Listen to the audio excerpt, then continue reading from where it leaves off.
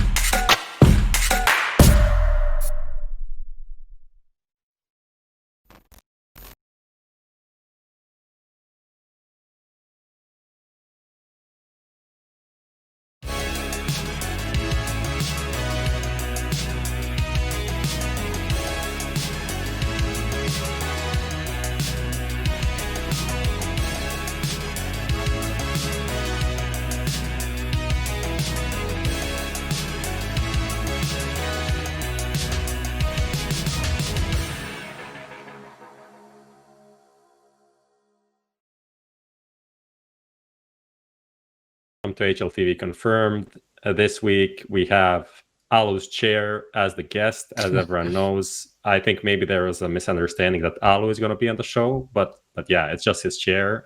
Has Twitter account, 900 followers, so it's going to be amazing to interview his chair. Other than that, it's a classic. Sponge is not here, so I'm hosting. We have Striker and we have Lucas, and this show is brought to you by XtraFi, of course. So, talking about stupid questions that Sponge does every time, I have one for Striker. Okay. The question is, have you ever been to a sauna, and what was your experience like, if you did? My dad literally has a sauna in the cottage, so yes, I have for sure. Like a lot of times as a kid. So Where are you I from? heard this story. Czech Republic. This is actually a very meme start for no reason. It wasn't even planned, but who cares? Of course it wasn't. We just introduced your chair, so that It wasn't that's planned cool. by us. I don't know about Allu. Thank you. I met a Finnish guy last year in a Rainbow Six event, and I mentioned saunas, and he talked about his sauna experience for like 30 minutes at least, and how his like grandfather hit him with some like leaves and some shit. I don't know. It was very intense. That's all I can say. But yeah, let's. Did you enjoy the story? The story was amazing. Classic Finnish people. Let's just roll the bumper for the hot seat and get into all of this and stuff, right?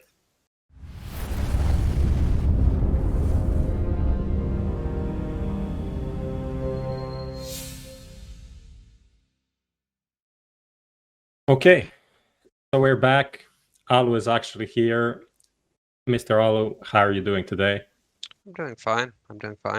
I'm feeling the pressure from both of you gentlemen a bit, but let's see how I can manage. More pressure for this, or after you removed Aleksib from the lineup and played your first event? How does that the two of them fare up? I think it's quite the same amount. Okay. So I'm feeling pretty anxious, to be honest. Let's just like start where we are right now. So it's the end of the year, obviously a pretty weird year. You guys had a especially rough end with like 2 player changes, falling out of the top 30. I think the last 3 events you played, you finished like in tied last place, like 13th to 16th. Are you happy the year is over at least? What is the feeling in the Allu house right now? Well, yeah, to be honest, I am happy. I'm happy. It's been a rough year. Like not even the last 2-3 months, which has been really rough, but like the whole year has been rough in different ways. My friend. So, where do we go from here? I guess we can rewind back to the Aleksi B removal because that's what everyone wants to hear about. Then we'll work our way from there to all of the roster changes and stuff that happened with ENCE in the last like year and a half. How do you frame this question? Because obviously, I talked to you when the change actually happened with you and Sunny. Pretty optimistic, both of you at the time. Things went kind of that you didn't start well. Then you kind of had a decent end to 2020, but then we see this year hasn't been great. With all of this that happened, do you have a different opinion on what Aleksib brought to the team than what you had back then when you made the change? Yes, like in a way that, like obviously, like now thinking back, to the change, like it was kind of immediate and that we needed to do something. Like even though it might not have looked like that from the outside, but inside the team, the feeling was that there needed to be some sort of change. So now, like looking back from that point when we removed Aleksi to here, obviously we can say that we removed the wrong player, for example. If that would even be the solution, or would it have been that we worked it out somehow in the team? So there's like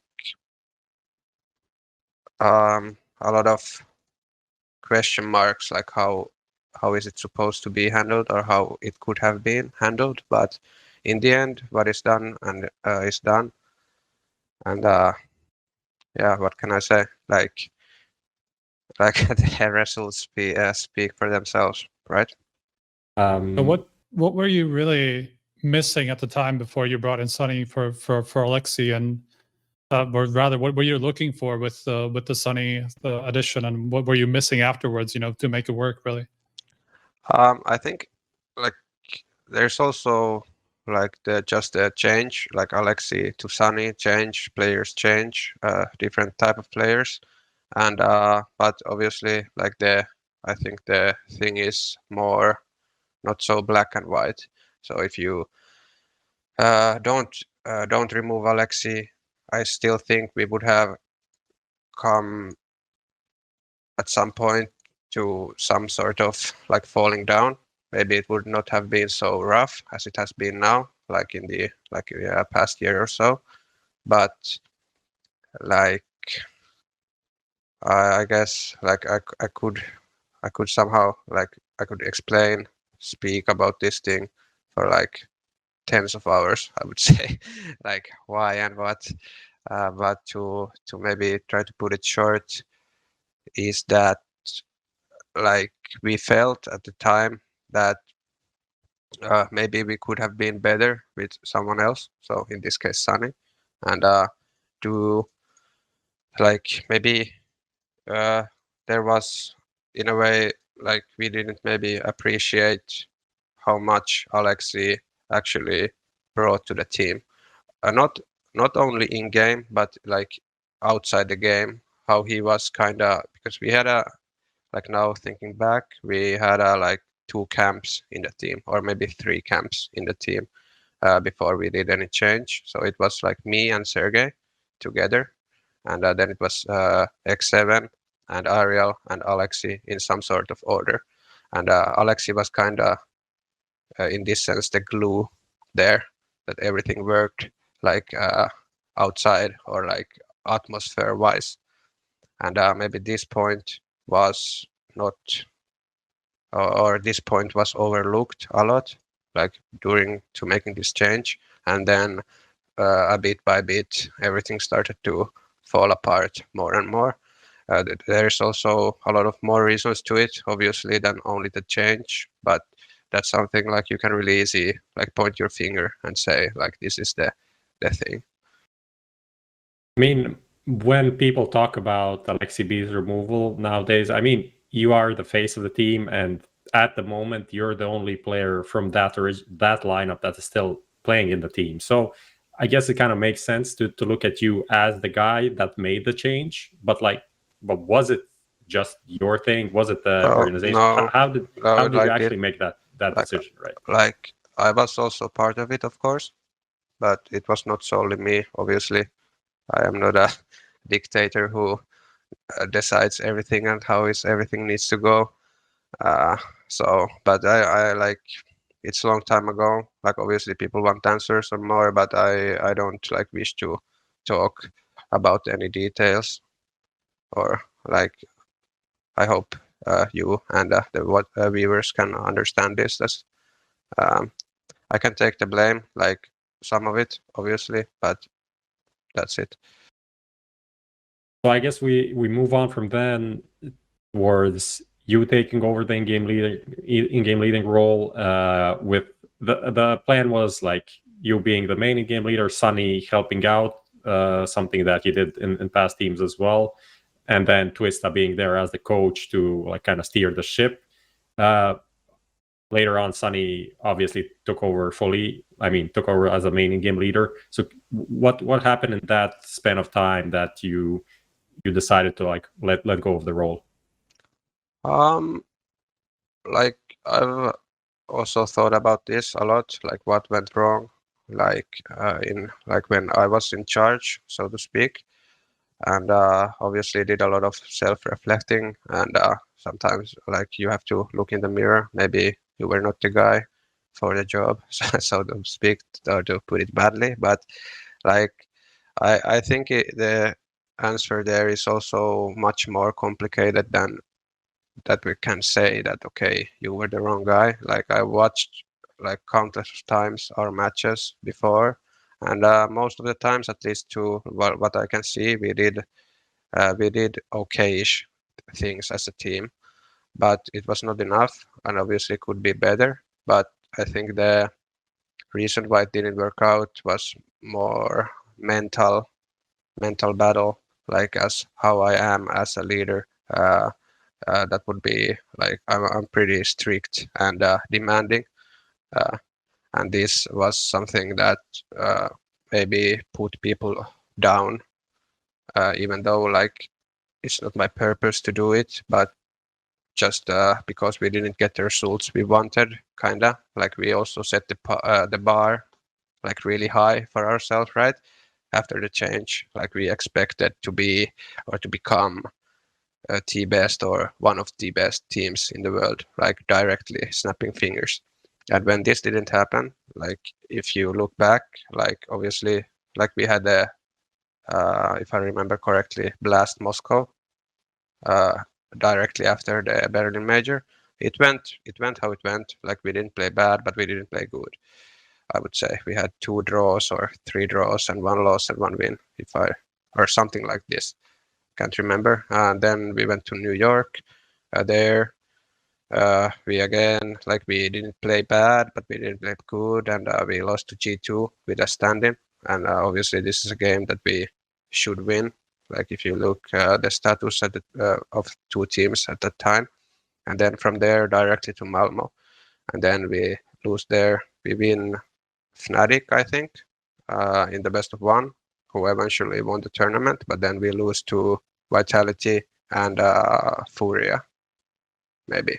I'm not 100%, I don't remember 100% sure, but along those lines. So these losses kind of took a really big toll on our confidence, even though we didn't have like the meme, like we need more practice and stuff. But it is true. It is true that we needed more practice. There is no one can say otherwise. But the thing that really hurt us was that we didn't get the results or what we wanted, and it started to slowly like poison maybe the team atmosphere, or like we just wanted it too bad that we started to like not function as a team at all anymore, and everyone was kind of in their own holes doing their own thing and trying to get through everything alone, and we just didn't have the strength as a team kind of to lift ourselves up and to understand that we are doing fine, like that, like just to give ourselves more time. And then we go to IEM Beijing. I think after that, then we had a first time to practice, really decent practice. Like this practice, what we played before IEM Beijing was the best practice results I've had in almost in my entire career. Like we just smashed teams. Like we were playing really good, like too good to be honest. Like you could feel that this is not right. Like you cannot continue and play this good. And obviously practice is practice, but we had really high hopes for like Beijing, and then we go there, we play 100 Thieves, we lose, we play Vici Gaming. Vici, yeah. Yeah, we win. Then we play 100 Thieves again, and then we lose, and then we're out, right? And 100 Thieves, like, I don't know, like they, in my opinion, they were really good at the time, like really good. And we also had problems with them always. Like it felt like we never can beat them somehow. Like they had our number, and this loss really, for me personally, and for the rest of the guys, I think so as well, was really hard blowing. And then we agreed that okay, maybe we need to take a little bit chill and play less, just focus on the next tournament, the CSGO Championship Asia or something like this, which was week after Beijing. And then we played shortened days and just calmed down a bit. And then we went there, and there we played really well, in my opinion. Like that was the second place where you finished. We finished second there, lost to Mouse Sports in the final. It was quite close, even though we lost 2-0. Like what I remember, there was really a lot of like coin flip rounds and key rounds that they won that we didn't, and which like made them the champions. But we still beat them before in the tournament in the best of 3 as well. And then after that, we go to Malta. There we lose to Luminosity Gaming again, like hard loss in a way, but it's still a group stage first match. Who cares? Kinda like that's what I think. You still have the tournament to play. We win a lower bracket against someone. We play Luminosity again, if I remember correctly. Obviously. Yeah, and then we play G2, with whom just acquired Nexa and Hunter. And we lose to them in a really tight game. Really tight game. I think it was OT in the third map. And like then the year is there. Like 2019 is end. And personally, I thought that, okay, like I think we have shaken off the monkeys from our back. Like everything that happened, like that we are in a good spot going forward, and next year we can really show what we can do, right? This was my thought process 1 year ago, and then I couldn't expect that things went they went from bad to worse. I mean, just looking at after like event results like that, those 2 events that at the end of 2019, that was the best you had actually since Aleksib was removed. Yep. And also, I just want to say that so you can continue to what happened in 2020. And I just have to say, and then like in that point also, when we didn't win the final against Mouse or the semi-final against G2, I also think this also like broke our spine a bit more. Even though when you look after, like Mouse, we played really tight game against Mouse, and we won them once before. Unfortunately, we didn't win the final. But after that, Mouse Sports wins 4 tournaments, like tier 1 tournaments in a row. So we by no means lost to a bad team. Then after we lost to G2, you can look at them. They start to climb a lot. Like after Katowice, they are top 2 there. They are like ranked 3 in the world. Like again, we didn't lose to a bad team, and we should maybe more should have been more focused on the positive sides of our game and results rather than negative ones, what we did like to ourselves. And it's something I regret kinda, that we couldn't kinda see the light, but we just focused too much on that we need to be better, and pressured ourselves a lot to be better, and it didn't work out, obviously. Sounds a little bit like you're blaming yourself for that, and it does. To be honest, these kinds of things kind of come down to leadership. So was there just nobody who could kind of pick up the team, like from whether it be from yourself or from Twista or somebody from the leadership? I guess we tried a bunch of things. Like we had like hours and hours of discussion how to like fix things and how to just try to get it to work. But in the end, we didn't find the correct solution, or then we found the correct solution, but we changed because it didn't work instantly, or like whatever. I don't really care what was it, but there was really a lot of trying. We tried like everything you can try. Like we tried, trust me. Like we tried so many things, in game, out game, everywhere. At that time, was that actually at the end of 2019, where you were working with the mental coach that worked with Astralis, right? I can't remember the name. Yeah, Mia something. Yeah, Mia Stelberg. Yeah, we worked with her like from I think 2019 summer to I don't know. I don't remember when exactly it stopped, but we did work with her, and like she also helped us a lot, but like it felt like we kind of didn't know how to get the help. Like we didn't like we got the keys to help ourselves, but we didn't know how to help ourselves, even though like we have every answer in front of us. We just couldn't do it somehow. Like we were just too deep in the like I don't know a good English word for it, but we were really deep, like mentally. Obviously, we wanted to prove everyone wrong, like flaming us like this. This is one thing, and then like obviously it hurts when suddenly like first you're really loved one, like everybody loves you, right? And then suddenly everybody hates you. Just everyone, like everyone hates you. Everyone basically wants you to die or something. Like it's mentally really hard. For me, and also like the other guys who are a bit younger maybe and not so experienced dealing with this kind of pressure.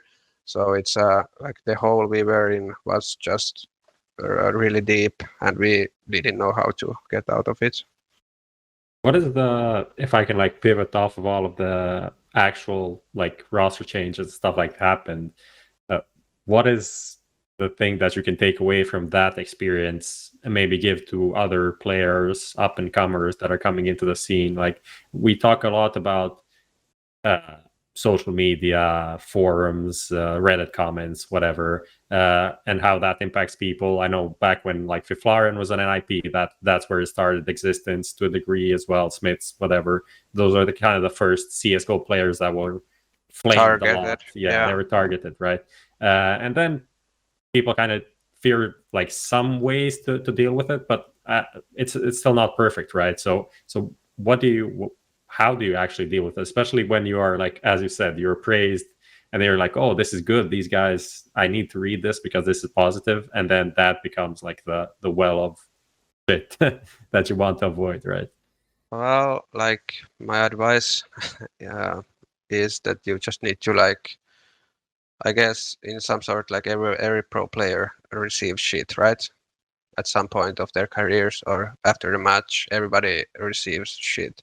But like what you can do, you cannot affect what people write to you, right? But you can affect how you take it or how do you perspect it.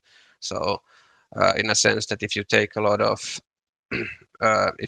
take a lot of impact by public opinion or like fans flaming you or whatever, then maybe you shouldn't read the comments. Just focus on playing and focus on your teammate, and just let people talk and just try to work around it, even though if you know that they are talking, like everybody is talking always about anything, but just try to focus on yourself, and like that's the only advice I guess you have. Like, and you have to understand that people, I guess, like to up and comer players or even like players, like if you are talked about a lot, it means people follow you, right?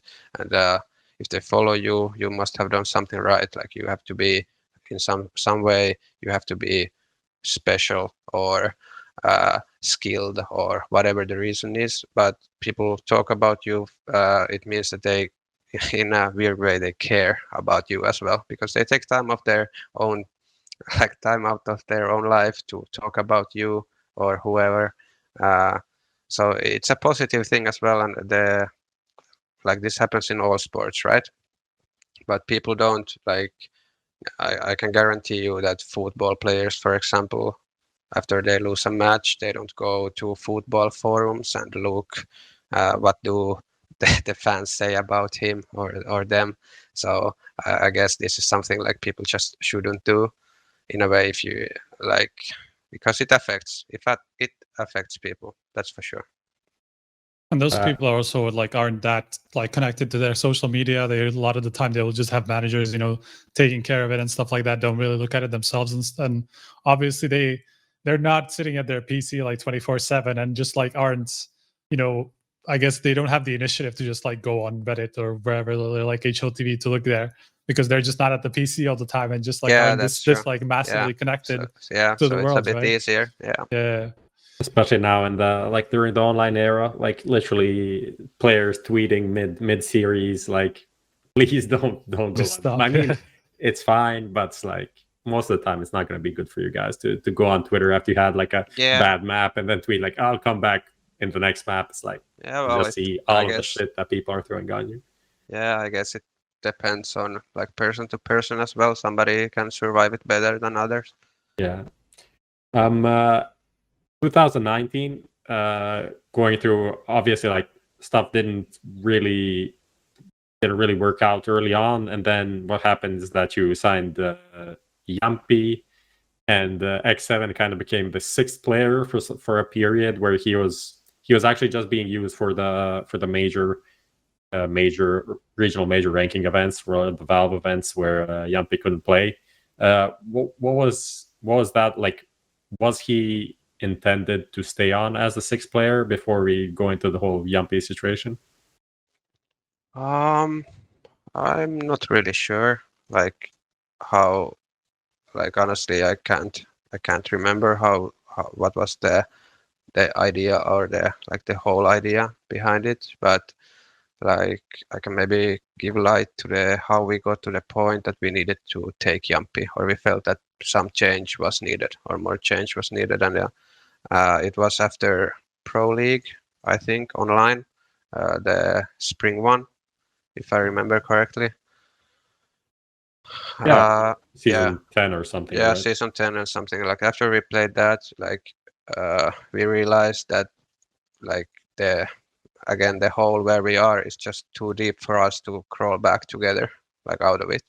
And that change needs to be made. And this is something I think like everybody in the team agreed to, and like was forwarded with it. But like also at the time, Sergej said that he wants to keep a break.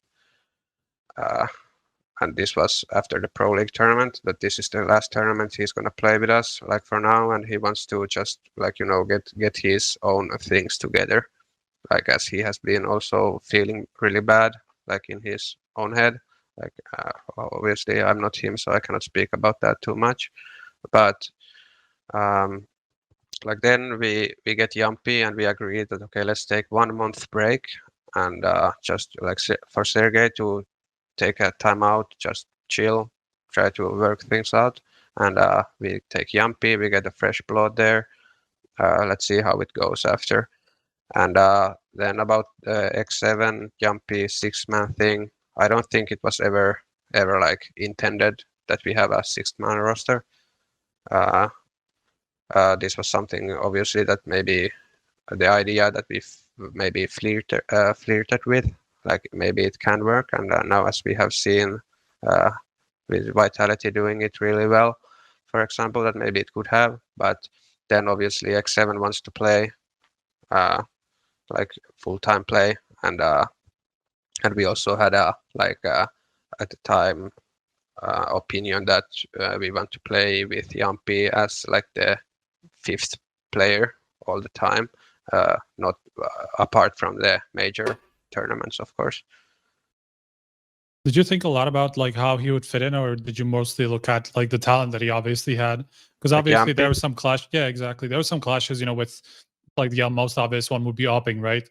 Because you were the AWPer before. So what was the thinking about picking him up specifically? Like obviously anyone can see that his talent is undeniable. Like he is really skilled, like fragging wise, like not only AWPing wise, but like everything, like fragging, just killing people. He is so talented there. So, and we also like knew him that he is a positive guy, like the energetic guy, kinda. So we figured that in any case, like he should be a good fit. And then we thought about it a lot, like, okay, like does Jamppi play AWP on some maps and I in some other, like where we thought that maybe like my style of AWPing would be better in these maps and maybe Jamppi is at those maps, and then we started to play with like that. And then I think if I remember correctly, we agreed, or like I said that I don't think that this like doing a half AWP, half rifle role is really good for either one of us as a player. But now, like thinking back, like it could have worked differently. I'm not saying like it didn't work. It worked back then, but we didn't really maybe give it a decent chance, to be honest. Yeah, I mean, obviously that was kind of the middle of the year when that happened. Then more good stuff for ENCE, obviously. The whole coaching situation popped up where it wasn't the first wave. I think it was only after the initial reports came out, then in the second wave that Twista also got banned for using the coach bug, and that was a while back. That was in the old ENCE team, right? No. Nothing with doing with ENCE. What was the team then? I forgot. iGame or something like this. Yeah. So yeah, and thank you for clarifying. So we don't put the organization in the mud. But yeah, obviously that also happens, and he's a guy that you played with for a long time, and it was a big issue in the Counter-Strike scene overall. So how did was that something that affected the team as well when we added all of these things from before? Like maybe in normal situation it shouldn't, like in a way, but obviously like Twista has always been a big part of our like success and our improvement. Like even with Aleksi, he did a lot of good work and has done after that as well, like really good input. I think he has always been really important part of the team. But like going back a bit, we have the summer break. Everyone is out of like I think all of our team was like off from computer the whole break, which is like really weird, as usually people play something at least, even though they are on a break. And then we started to play like in August, I think, and we had a pro league coming up, so we were really hyped that okay, let's start to grind, play, practice, and we practiced really well. And finally, things started to kind of fell into places. Like it felt right, like what we are doing felt right. The energy in the team felt right. Everything felt good. And then we start the pro league. We play against Heroic first. Maybe. Yeah, I think it was Heroic. We win them in a tight match, but we win them. Usually this kind of match we lose. Unfortunately. And then we play NAVI. We win them. So we have a good start there 2-0 in the the most competitive league out there at the time, or what is played, and things are looking really good, and feeling good, and then boom, Twista gets banned. So obviously it affects our it first of all affects Twista a lot, even though he stayed as an analyst after, but he cannot really be with us and do coach things, right? And after that it started to slowly go downhill again.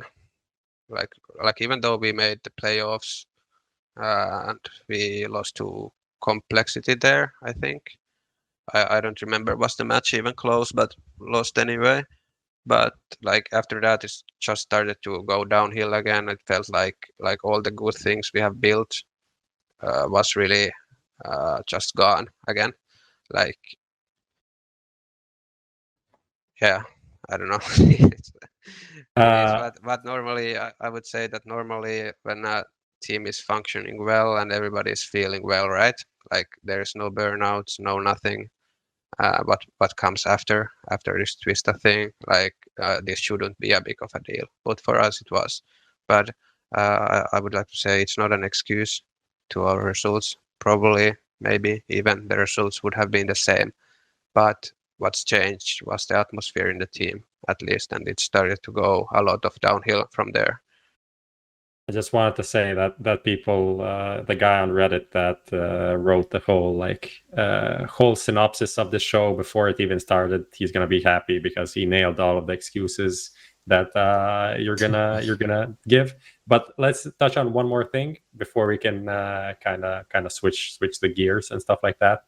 The next thing is obviously Ariel and Sergej both leave the team, get bench themselves, take medical leave, whatever the term is. I guess both kind of tied with all of these things that you now when you talked about this for 20 minutes, I understand why they both just okay, fuck this shit, I need some time off. What was that more or less what actually happened? I mean, I think their Ariel situation was titled as some medical leave, while Sergej said he's just going to the army, which also says a lot because I mean, maybe in Finland it's different, but most people just want to avoid that shit however they can. He's well, no, I don't want to play CS. I want to go to the army. That's kind of shocking a bit. I understand. I understand completely. And well, what can I say? Ariel, this thing with Ariel, I think it's really long-term thing. At least what he has said to me, and I cannot go too much into details, obviously, but it already the signs of stress and not being able to compete at your highest level or to focus too well to games started with Ariel also already in the summer of 2019, I think. So it's been a long road that he battled this thing before eventually he just understood that, okay, I really need time off now. I need to work my head to the correct place. And this is respect to him that he had the balls, so to speak, to make the decision. It's not an easy one to make. When you're part of the team, you're an important member of the team, obviously, and you just you kind of leave your teammates, right? But you have to do it if you're not really feeling well yourself.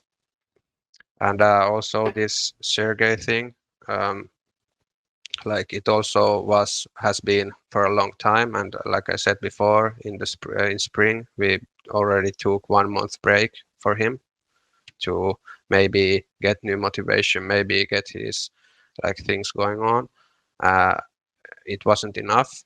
And I have a huge respect for him that he still tried for 6 months after, when he had the first thought of I really need time off, and he still tried and played with us for 6 months and really tried to make it work. Really much respect, as he's a young guy as well. Usually people don't have that kind of spine, but he did. So really proud of that. And about the army thing, what I can say that he is honestly, genuinely excited about going to the army. And maybe it's just something he's played a lot, like all his life has been playing, right?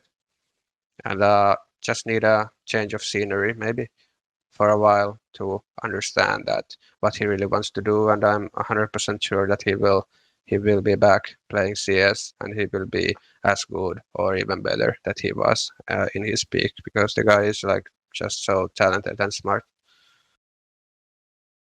Right. That's a surprising information for me. Like that he's excited to go to the army. Like I can't say I've met anybody who said that. I have few, but like a more common the common thought about going to the army is for sure negative. Yeah. I mean, it's definitely different, and obviously it is kind of mandatory to do it. Obviously, even when it's mandatory, there is also an article about like Israeli CS, and there it's also mandatory, but I think it lasts a lot longer as well. I think it's like 2 years, depending on what you do. I think they have 2 there. Yeah. We have 6 months is the minimum, and 12 months is the highest that you can get. Yeah. But like people can get out of it, and even if they don't get out of it, you prolong it like as much as possible most of the times. But yeah. But obviously, it's also a stress factor if you think about it. That it's something you have to get done at some point, and if you don't do it, you have to kind of play around it all the time. It's also can make you stressed. I'm not saying that this is the case with Sergej per se, but maybe with some other like person, it can be that you just like that you have to get it done somehow, but you just don't know when, and you don't want to do it, but you want to do it, and it's hard. Like normally in Finland, like it's not just something you need to do. So in a way, it's also good in the long run for Sergej that he has it out of the way, kinda. No need to think about that ever again. It's done. You go to the army? No. Okay. I have. You got out. Yeah. You're not going to comment, so the army doesn't come back. No comments. Sure, I was just wanted to ask about the experience. People in chat actually saying 3 years in Israel, so that's the thing. I mean, Lucas, are not the producer, but the Spanish writer Lucas, also photographer Lucas, did a great article on it. It's just one of those things that destroys the scene over there, because when you get to this like playing age, kind of prime playing age, like 21, 2 or something, you're just like away for 3 years, and that's kind of fucked. Yeah, that's career ending for sure. Yeah, and then you come back, and then it's like life. Future of ENCE. Last couple of months, obviously, you made one change, then Sergej situation happened, so you added another player. From what I remember, SADDYX is just like on trial, kind of temporary thing for now, and then Doto was added more like a long-term, probably gonna stick around solution, right? So why these 2 players? I think that's where you can start. Why these 2 players? Well, I start with Doto. As I apologize if there is some background noise from the little allu there, like he doesn't want to sleep. A bit. Yeah, sorry about that. But in Doto's case, like obviously, we and I were really shocked when Sergej said that he needs to do this his own thing, and obviously because even though he hasn't performed up to his like the skill set that he has, he's still really important part of the team. He's still really skilled, even though he still does a lot of good work for the team, even though he necessarily doesn't have the frags right now. And so it's a big blow for us, obviously. And then like at this point, obviously, kind of desperation comes to mind as a first feeling, like what can we do? Is it really worth it to do anything? Maybe need to look other options, like other team options. Like personally, I've thought about it at that point, that maybe I should just go and try my luck somewhere else, right? But then, like after the dust has settled a bit, we found, or like identified, maybe it's a better word, that Doto is actually really, really smart player. and really smart and skilled also. And he fits the kind of rolling wise the player who we need to replace Sergej. And then we get into discussions with him. He is really happy, and he had excitement in his voice that of course I will come and like let's get to work. And that was it. We were sold, and he was sold, and we were happy, and we are happy with him. He is a really good addition so far. And then SADDYX. Well, SADDYX in a way like was a bit more unknown territory for myself. Like I've known him for a long time, like that he has been playing in SJ Gaming with Jamppi, together with Jamppi as well. So I think we even played a few local LANs against them, but he's a name that I knew, but I didn't really know what to get, what to see, like what do you get with him. And then like we figured out all the options that there is, like in lower tiers of Finland, like what can we, like what is it, who can we realistically get or want even to play with. And then SADDYX was after some discussions, he was the best choice, and then we kind of just took the gamble there. And so far also he obviously is a bit more maybe unpolished player than Doto is, as he has been playing in the like tier 3-4 level for a long time, but you can see that he has the drive, he has the skill and the motivation to overcome it and be an important part of our team going forward. So also really happy with him. Did you look into the guys from Kova? I guess that's like the next team that you have to look into. Yeah, we did, and there is also like, I think we agreed that there's two players who maybe we could try, but there wasn't really anyone who really is like, let's say Jamppi, that you just know that you have to get him, like it's a good fit anyway. There was none really, and then we like agreed that SADDYX is the way to go, and so far so good, like really happy.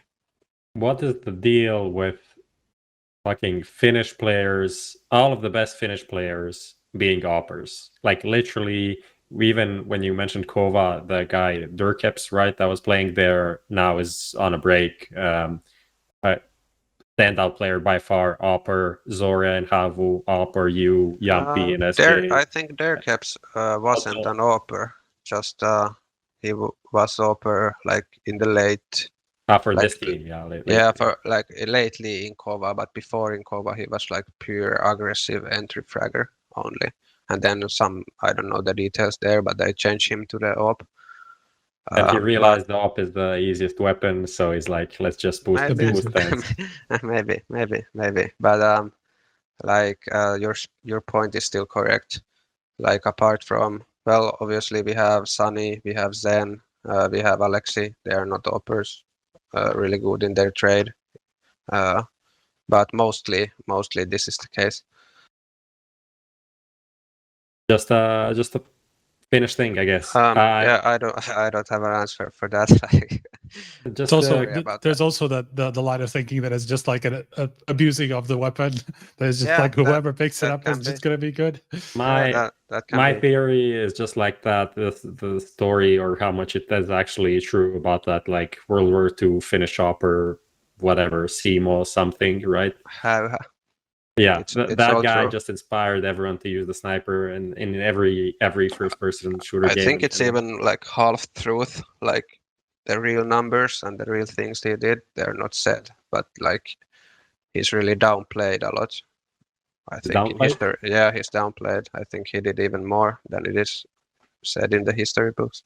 Okay, let's not delve into World War II. Not in this podcast. Just to finish off this, Striker, if you have any questions, I just wanted to ask, if you don't have any questions, I want to ask about the Finnish scene, because a few years back, it was kind of booming. We had all of these teams. We still have a bunch of teams. Obviously, no lands this year. That was a good thing for the for the Finnish scene is a lot of these like Vectorama and other local organizers popping up. Do you think that the Finnish scene is still in a good place? Yes and no. Like we obviously we had like our ENCE or still ENCE, which is kind of the prime ship of Finnish Counter-Strike, even though we're struggling. And then we have Havu, who has like been catching up a lot and did a good job in Flashpoint, for example, before. And like they've been playing really well even after that. And they have a good set of players. Like Zora is a really good AWPer. Like now they have xseveN who can really maybe in a way do a bit of guidance, give experience in a way, even though they are experienced players. They as well have been playing long time, but like xseveN obviously has played in tier 1 tournaments against tier 1 players and teams, so he knows a bit more maybe. Then we have like Kova and SJ Gaming also. They've been on the rise, like in a way that they've been grinding a lot.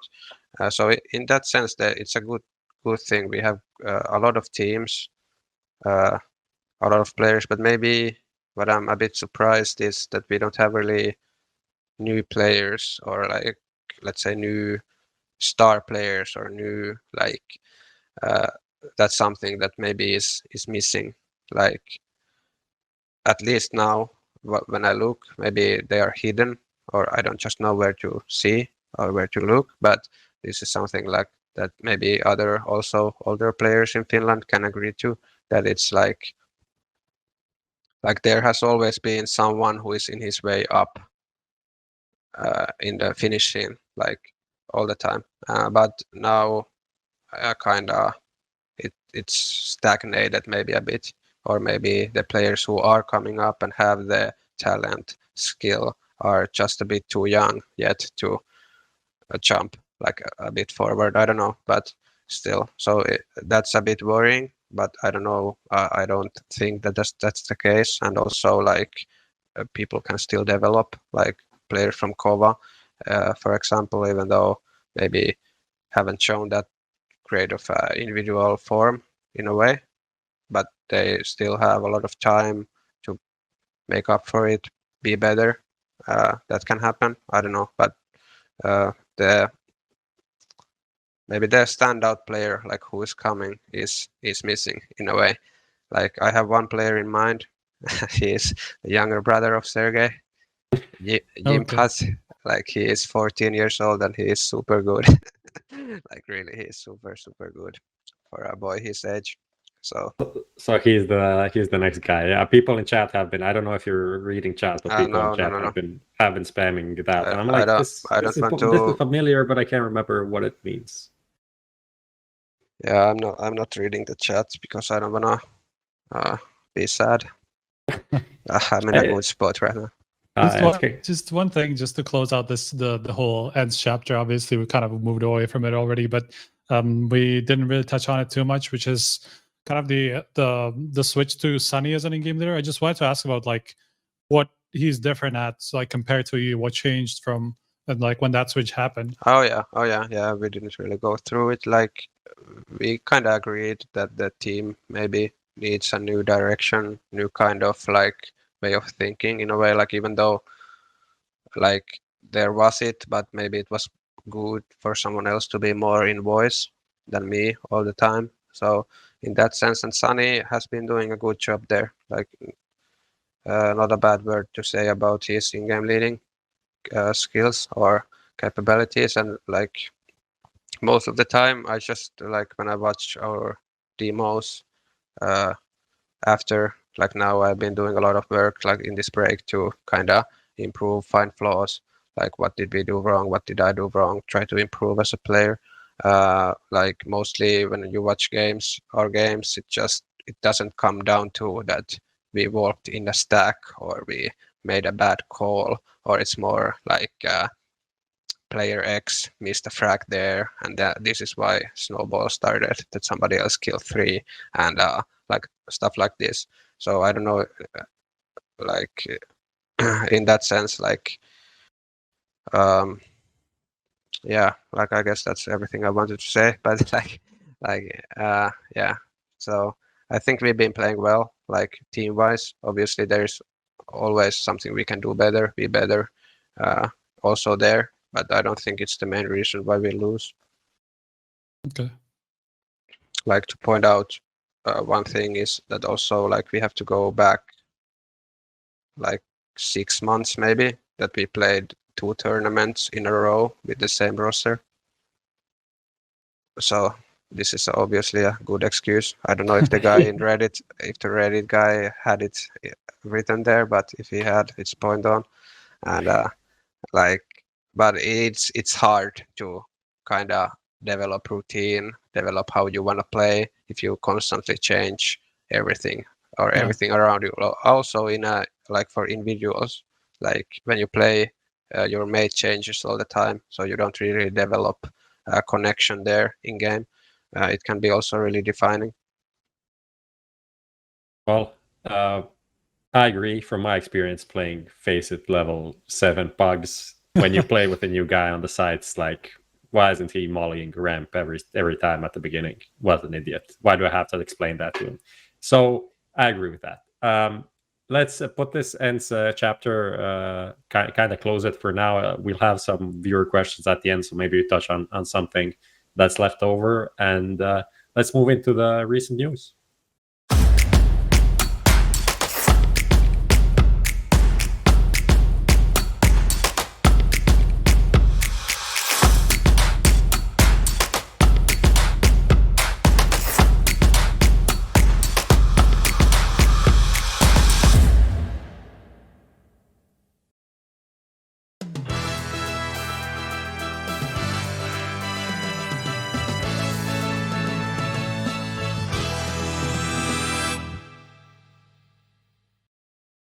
Okay, so not really a very eventful week, except for one thing, which is of course, okay.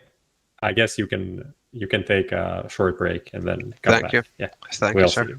We'll see that. We'll allow Allu to take a 5-minute break. He has the right to that after talking for like 50 minutes, which is 49 minutes longer than his longest video interview up to date. So I think he has the right. We also get Allu's chair if it hasn't been removed. Striker, what the fuck happened this week with CSPPA, Blast, and players and voice comms and everything? Who the fuck even knows, right? Because it's just like conflicting messages from both camps. Like, we actually fixed it. Players say they didn't fix it. We communicated it. Players say they didn't communicate it. Like, I don't even know what to think about this situation. There's also a simple video, if you saw that. Yeah. Who also says like something that really doesn't align completely with either of those. And what I like the most is that we had like one side come out, say their own message. Then the other side comes, this is my message. These messages are conflicting, but there not going to say anything like specifically after that. It's just like, these are our messages. You do whatever the fuck you want with them. And that's going to be it. We won't going to talk about it anymore. So it's like, what actually happened? Apparently, it doesn't matter anymore. It is fixed, or is it not fixed? I still don't know. We are just there. I think it's just like they're ready to talk about it. Is the resolution at this point? I don't think it's actually fixed yet. At least not from the POV of CSPPA and the players in general. At least that's the vibe that I got from it. That they just like Blaz just said, okay, let's fucking talk about it and let's get this match started, which was just before the mouse sport. Who was the mouse sports? I don't know. Vitality. Vitality. There you go. Right? Yeah. And so I guess tournament organizers just budged and said like, okay, 2 hours is enough. Like a 3-hour break is enough before a match. Let's actually just like sit down at some point and talk about this. And I guess the players were fine with that.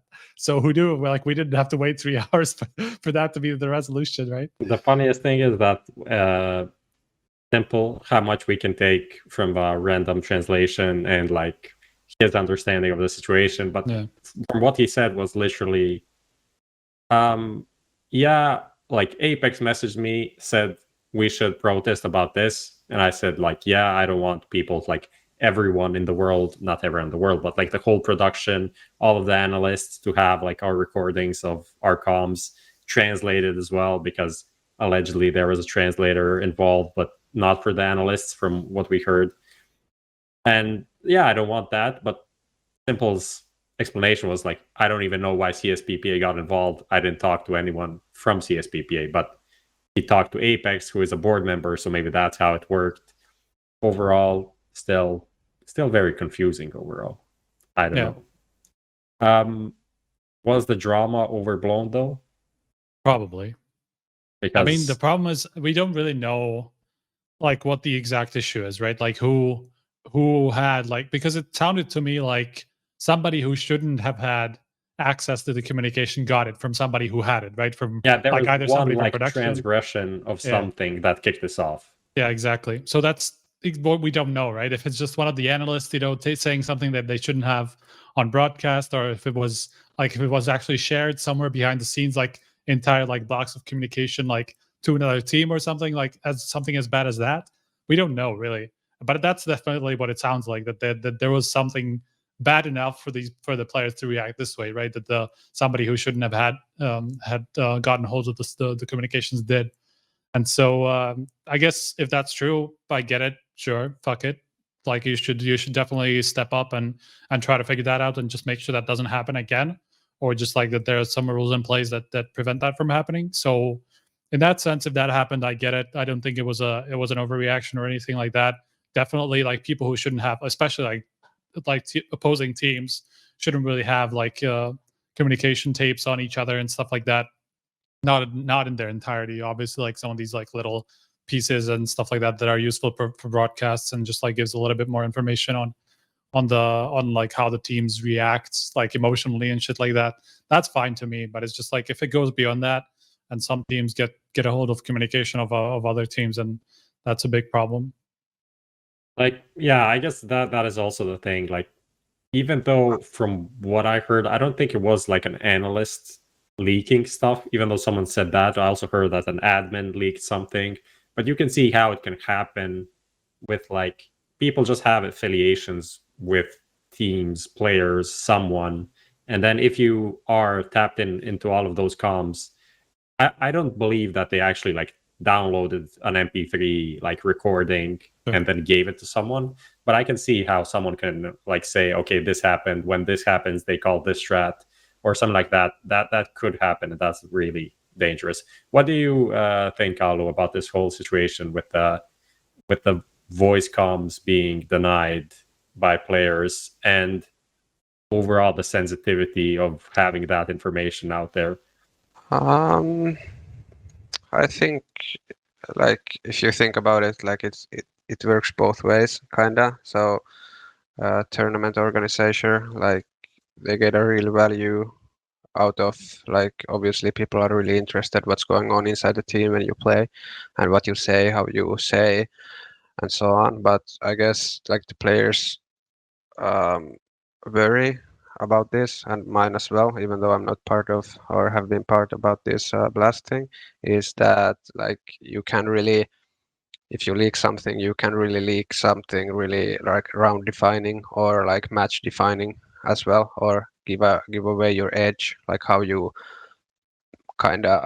prepare for game, how you counter a certain player, like stuff like this. It's obviously like people know, but they don't know. So to get it out there, to see how you communicate, it's in a way it's a bit sad if that happens, and that's legit worry about, like, because people then could give away your competitive edge that you have figured out how to counter a certain team or player, or anything else like communication wise. But in the other hand, like it's really good for the viewers, it's really good for fans, like also the players, if they say something funny like myself have done in the past, it's really good. Like it works really well. But I guess it hasn't been about the players deny it completely. It's just something that hasn't really been, or to my knowledge, I might be wrong, I don't know about this thing too well, but maybe the communication between the teams, the players, and the organizations hasn't been there at all. And or if it has been, I don't know about it. But that seems to be, at least from what I've seen, the problem, rather than that. For example, Blast cannot share some fun moments in TeamSpeak or whatever. So this is the player's concern, obviously, and also like who gets an access to these, who gets an access, to the recordings and how they are handled and everything. So there is a lot of question marks. I think people have argued in Twitter and overall, like for a long while about this. And, but I hope there is some common ground that has been found. Yeah, I mean, it's just to add on that. Like, I literally just had that experience with when I was casting the Czech tournament, like whatever, a month ago or something. We literally had, like, as analysts, we had access to certain teams, to their communication, right? The teams that just allowed it, that there wasn't like a big agreement about it or something, but just some teams were okay with us listening in. And I have to say, like, it was pretty hard to be careful about like what you say about what went on the TeamSpeak, like how they reacted to certain scenarios. Like, it's very, very hard to strike the balance and like not give out information that the teams would be mad about, right? Like, I had to be mega careful about it. Just like, yeah, and obviously if there are no like guidelines or rules how to handle this information, it can slip really well or like easily, and it's not that the analyst who does it, for example, is a bad guy. It's just it's just really hard to not say anything. I think it's okay. I think it's okay if like if there are, let's say, like those highlights situations, you know, they're recorded and then they are run through the teams themselves, and you know they can there can be like certain feedback, and it's just not just unfiltered, you know, information going through one person and who's deciding everything, right? It just should be some sort of a communication between the teams and the tournament organizer. That as well, and it can also create like one point that can happen. Like, obviously, when you are in a high stress situation, you sometimes might sound angry or whatever to your teammate, and then if that's shared without context, how it happened, what's the thing, like it gets in the internet, in Reddit, and people start to write about you things that's not necessarily true. And it's also one thing that can happen there, and it's really bad, obviously, for the players in mind, that if you need to kind of go through bullshit drama that shouldn't even be there. Like, one of the things that actually in that simple stream that was translated, something that he said that also as a potential problem is, even though I want the analysts to have this information because I think it adds to storylines and everything, I think he said that is like some of these analysts go on and become like coaches or whatever for teams in some like a small period of time when that information that they got is going to be relevant, right? And that is literally, Striker, you just said that you were in the Czech scene doing that stuff. Like, people ask you to be a coach in the Czech scene as well. So that is not something. I'm literally affiliated with one of the teams. Like, literally just weeks after that, like I got kind of affiliated with one of the teams as a consultant. So it's not bullshit. Thing. Like, that is also a thing that is kind of problematic when we have like complete team comms, and it's mostly again going to be the English speaking teams that are going to like be on the losing part. Like, that also is a major factor. Obviously, that like let's say people would record ENCE's TeamSpeak, like nobody understands anything, right? Most of the people doesn't understand anything, so it doesn't really matter. But then if you're FaZe, Complexity, Mouse Sports, or any English-speaking team, it's way easier for you to give out something that it's not supposed to be out. Yeah, I mean, that was the whole problem like fucking 5 years ago when this first became a thing, when ESL did those like player comm streams.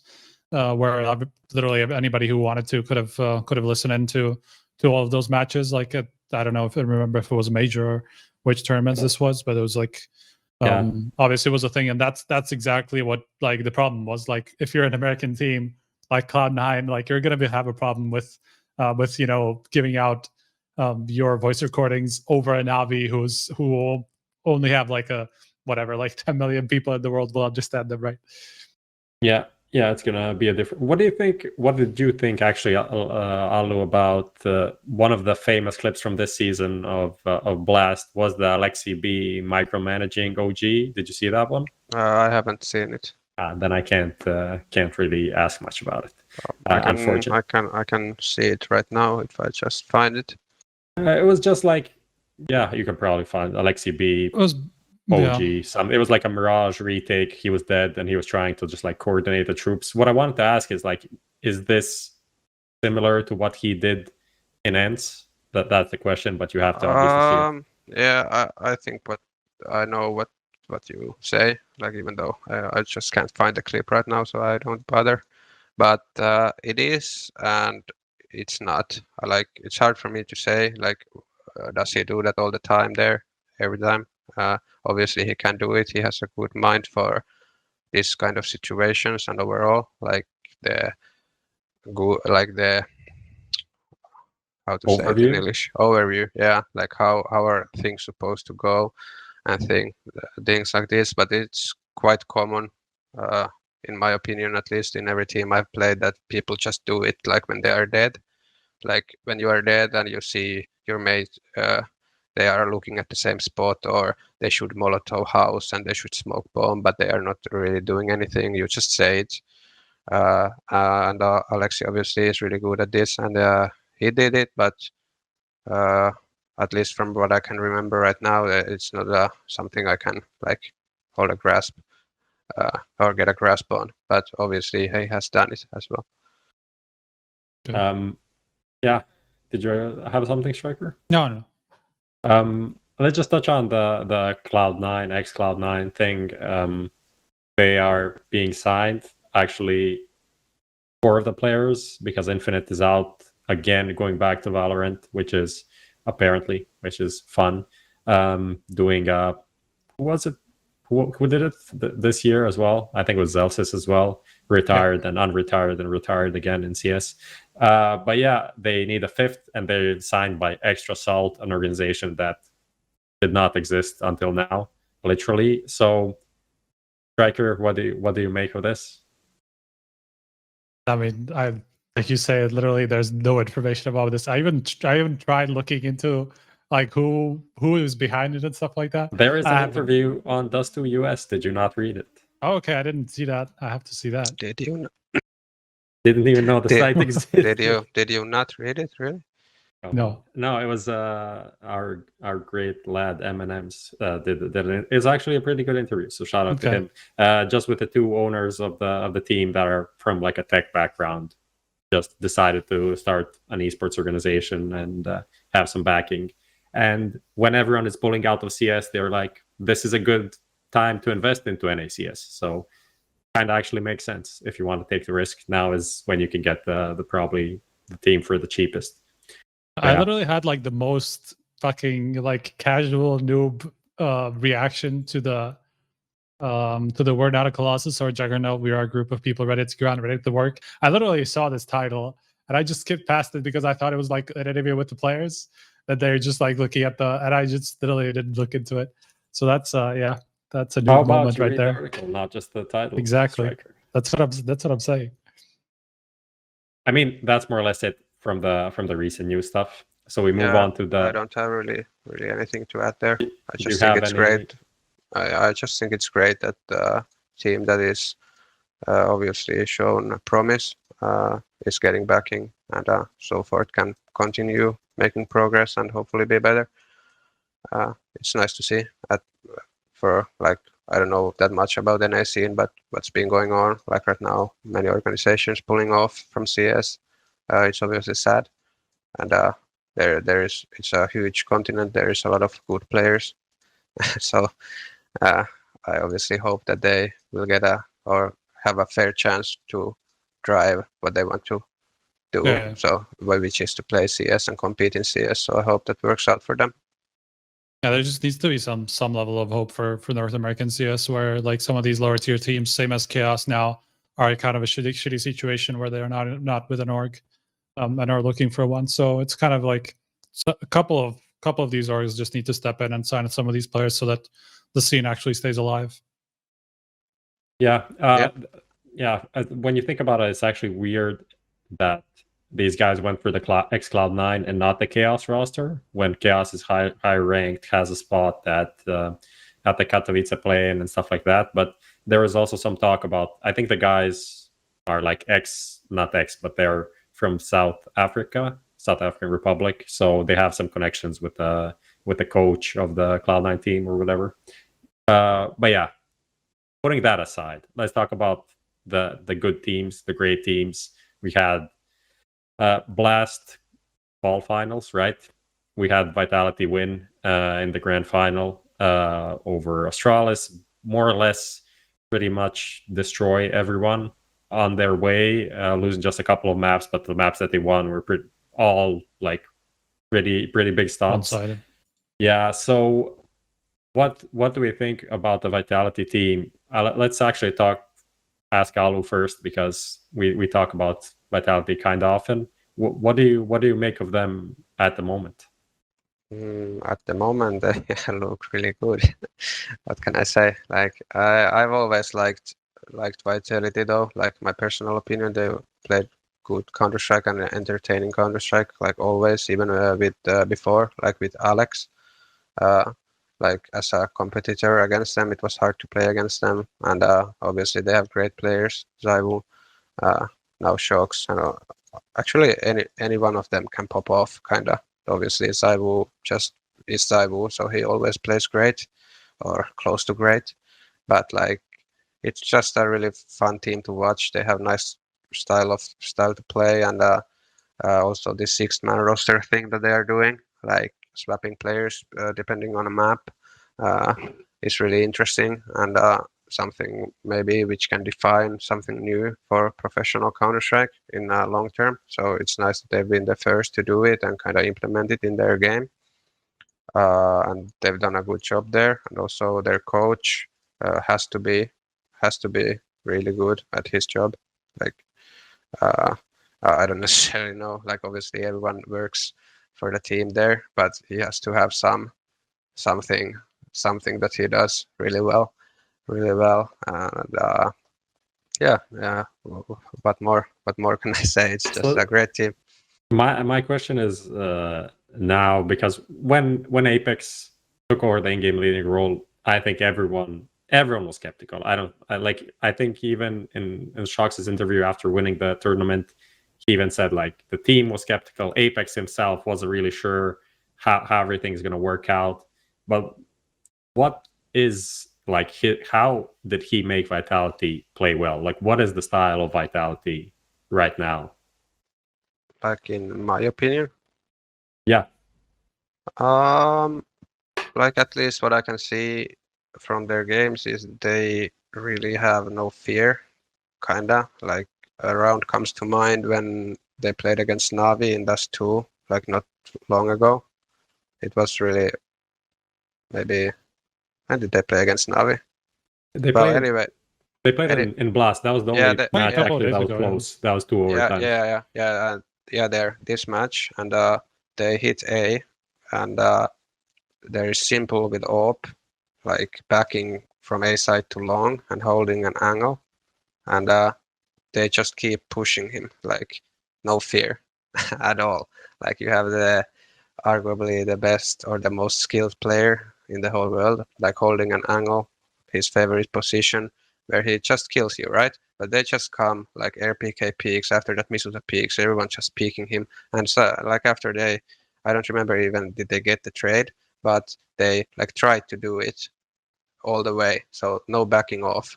And this kind of shows like in Vitality, like overall in their game, that they are ready to push you, like as long as they have life left in you. And obviously like they have a innovative tactics as well, like in many maps, like something new, something different all the time, each game almost. And they have, at least what I've seen is that they have like maybe it's hard to say as I don't work with them, but like it seems to me that everyone is in the same page almost all the time, which means like when you are playing, let's say a default, or you're trying to do a strat, But before you get to the point that you do a strat, X or Y happens, and then they instantly react. And this is something like what you gain when you have played a lot together, and also when you make or what I think is that they have rules for different scenarios. Okay, if this happens, like 99% of time we will do this instantly, and then they just react instantly, even though it would not be maybe there. Like if you look from the VOD or the match, you can see everything, so you can say pretty easily that that's not the optimal thing to do, but they do it fast and everybody believes in it, that it's the correct way to do, and they just crush you, or the team they're playing. So these are the points that I've at least taken from watching them. It might be that I'm completely wrong, but who knows?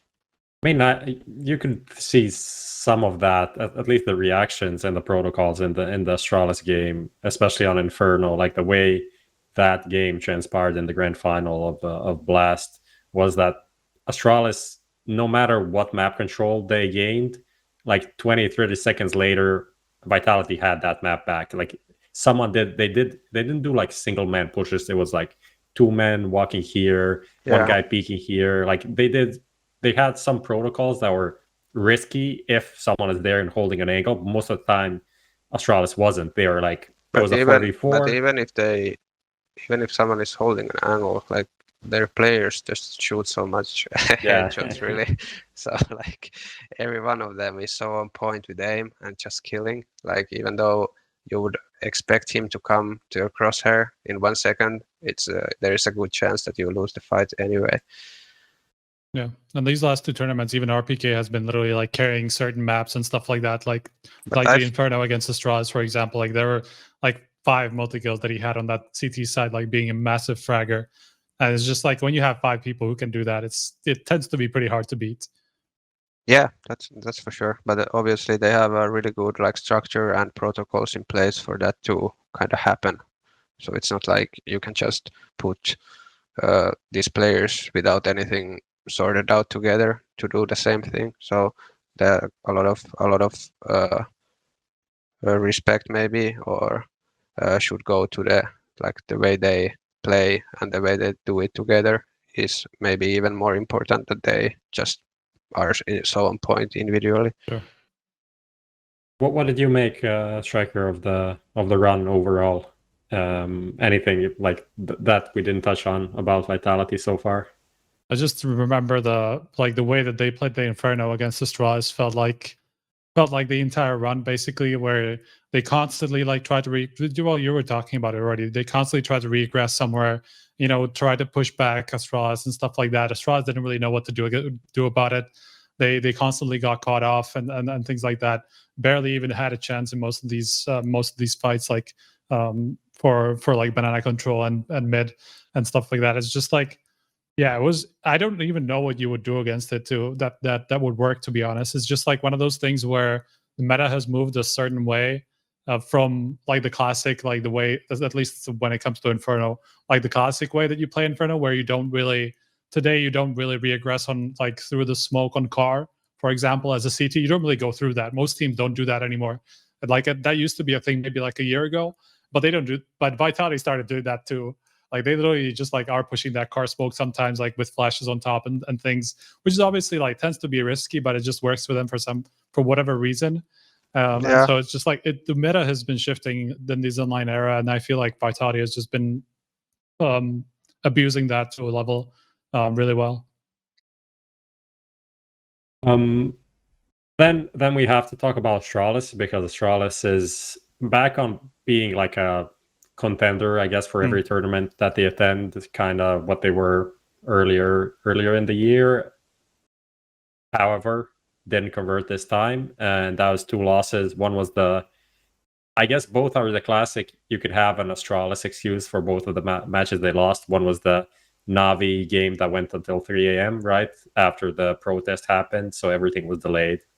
So Astralis, even though they didn't complain, they probably in their head is like, oh, this is not the optimal time to play. Our bodies are made in the Danish laboratory to play until 12 p.m. and then go to sleep or whatever. Yeah, but even though it sounds like an excuse, it's still true. It's true. It is Like, true, yeah. You cannot function optimally at 3 a.m. And the thing is, like, it was even worse for Navi, I guess, because it's like plus 2 hours or more, depending on where they are in Russia, Ukraine, and stuff like that. But maybe some of the Navi players are more used to playing late at night, so you can't really maybe. And of course, there is the point that it's the same for everyone, even though it's kind of bad point in a way, but it's still a point, and it's true also. And then they had the grand final where they played 2 best of 3s in one day, which is you can't do that. I mean, but at the same time, they made the finals, even though the grand final wasn't that great. Everyone was kind of missing at points. What do we make about this Astralis? Like, Striker, what is this? Is this team going to win the next event? What do you think? I think they can. I felt like, especially like the way that they went through the lower bracket. Obviously, they didn't even lose a map to any of those teams. There were some close ones, but in general, they just looked very dominant.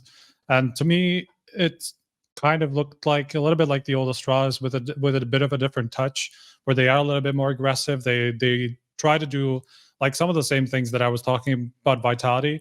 Like some of these things you wouldn't see Astralis do that they do nowadays. Like they've definitely changed their approach, and I'm not sure if it comes from Glaive, because I feel like I didn't see it like until he kind of took over like these last couple of months or like these last couple of weeks. So maybe it comes from him that he's trying to like create a little bit of a different meta for the team. But yeah, I feel like it's just they've adapted pretty well to the brand of Counter-Strike that is being played right now, because they're not playing like the same old like very calculated Astralis. They are taking a bit more risks and trying to be a little bit more reactive. So I kind of like that. Yeah, and it's also really impressive how they can like change basically so fast also. It's just a impressive group of players, I have to say. Like how they work and how they can manage to do all this stuff that they have been doing the past years. It's just insane. Like your mic is I don't know if it's if it's touching something or hello? is it like it's just making so much noise. It's just making as if if it was touching something, or if the cable just try talking now. I don't know about that. Hello? Maybe. Hello? It's either touching your beard or the connection was like fucked up. Now it's fine. Is it better now? Yeah, it seems fine now. It probably was touching your beard, but we heard like everything that you said. I think. Okay, that's perfect. And I also agree that they have changed a bit. Maybe it's because of this online era, kinda, which enables to, like, it kinda gives you the space to play more risky, more stupid. Maybe is the word. And it's kind of nice to see that they also have been doing it, or at least talk about it, that maybe this is something we need to do more, play more risky. We cannot kind of in some way like just fall back to our structure and that we win the team game, even though like Astralis players also, I think like every one of them are really good individuals as well. It's many times when you see people talk about Astralis, it's really understated how good they actually are individually as well, even though their team functioning part is top notch. Yeah, I think at the moment one of the things that is missing kind of is maybe a bit of like the individual skill on like Glaive and xseveN, the guys that were out for a couple of months. And I think xseveN especially, even though like I went into one game saying like I was watching the game with someone, I'm just saying like, xseveN's form isn't that good. Like he can't really frag out, and then he had like a 30 bomb in that game.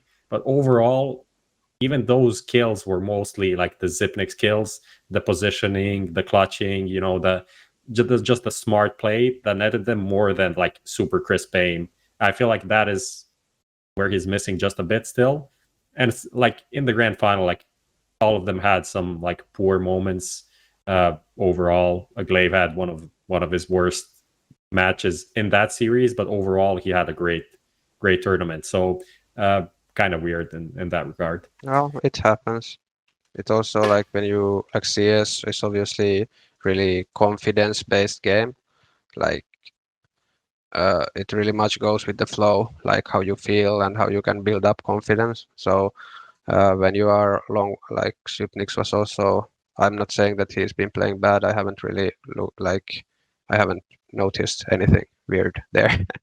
But like to your point, just or what you said is that like when you come from, I think he was 5 months off, maybe even 6 months. I think Yeah, SADDYX was about 5 months. yeah, for a long time, and most likely he didn't play that much during this time. And even though he has the knowledge and the game sense and the skill to play, it's kind of hard to, or it's harder than people think it is to regain your old form, so to speak, as you need to kind of build it up again. Even though you have a familiar place with all the players you know, it's still because it's a individual process in a way to build you up yourself. What do we think? I think let's touch on Liquid shortly here, because this is, I mean, it's the last event for all of these teams and for just CS and this year at least talking about like big events. But for Liquid, they came to Europe and didn't really have a great time. Didn't really have a good result. The Blast event, I think they made the top 4, and that was kind of the best. So we have a bit more time than last time to touch on what is going wrong for Liquid right now. I guess I can start with you, Striker. What do you think is the problem for them? I touched on it last time. I feel like this is far from the Liquid that we saw maybe like a year ago, where all 5 of their individuals, or maybe 4 of their individuals, were at a really, really high level. Where it was hard to play against them. I can Yeah, say exactly. from experience. Exactly, like they are such a they were such a mega skilled team, but I feel like that doesn't really show these days. Like even people like Jalli have problems who have been like mega consistent in the past. Like he has maps where he just disappears, which really didn't happen to him in the past, really, like a year ago or something like that. Same with Twists. He hasn't really been at a really good level.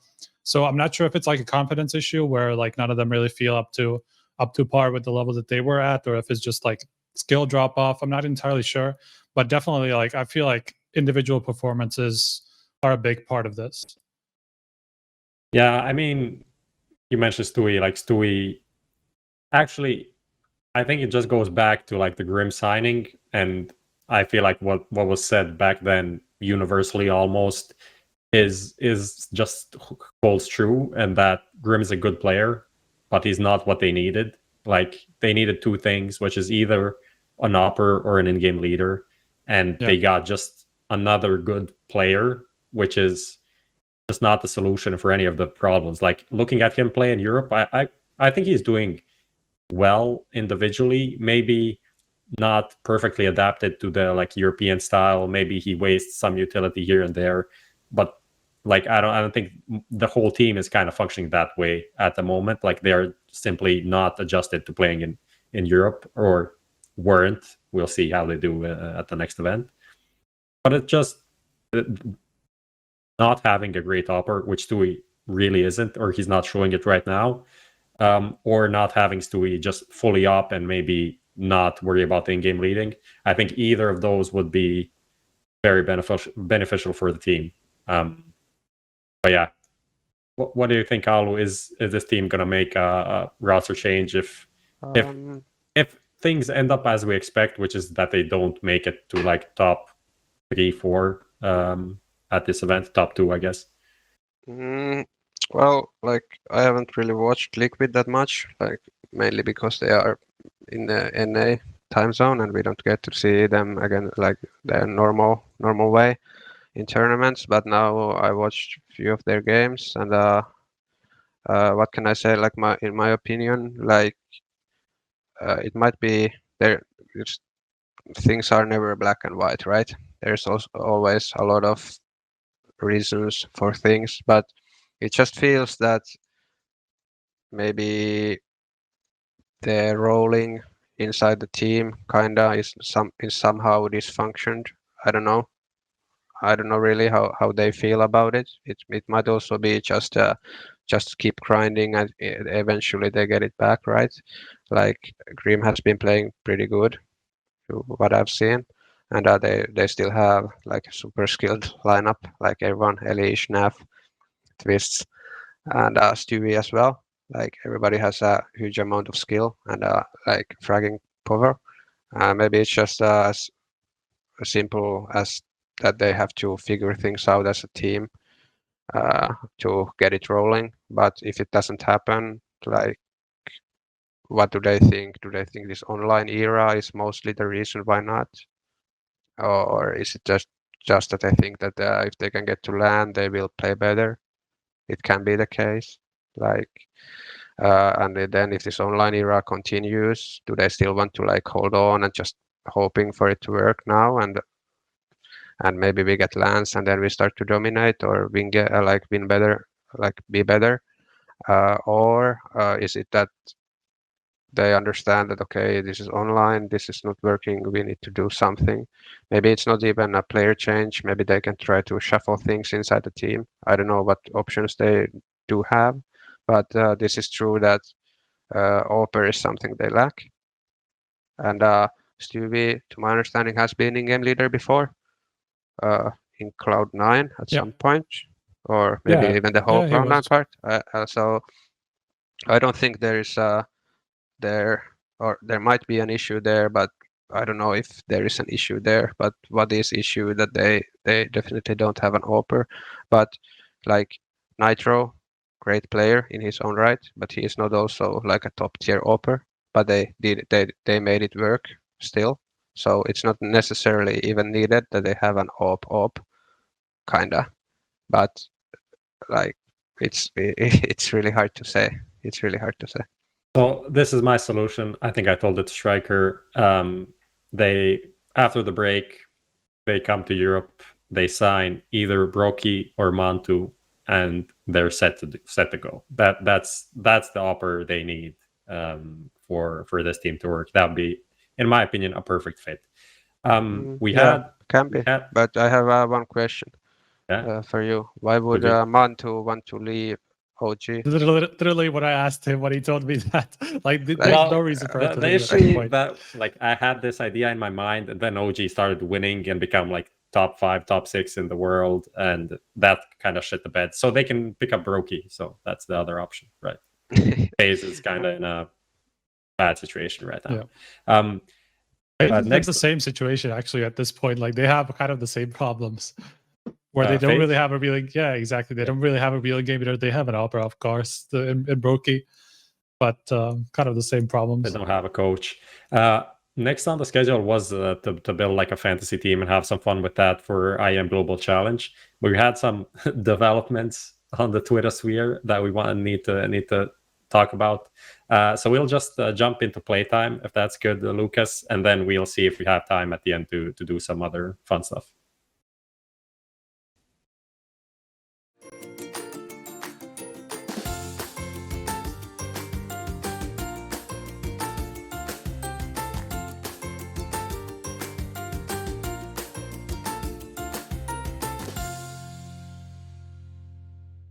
Okay, so obviously, I don't know if you saw this, Allu, but the chat has been exploding for the last 10 minutes or so. Lucas can also bring it up because I don't even know what to make of this. When I saw Sergej's tweet, I literally thought it was like a fake account or something because the way it's phrased is so dramatic that I don't know what to say. So for the people that are listening, I'll just read it out. So 17 minutes ago, Sergej tweeted, "I wouldn't take everything what Allu said or says as granted. He isn't as simple and harmless persona as it may look. There's a reason he's the only one left in the team from the original roster." And then Sunny retweeted that and added, "So far everything in this live is truth, but not the whole truth, and people deserve it now or never." So, and I guess someone said that is retweeted by xseveN as well. So LMBT and other people, obviously, but they're not connected to the team. So what do you make of this? Well, what can I say?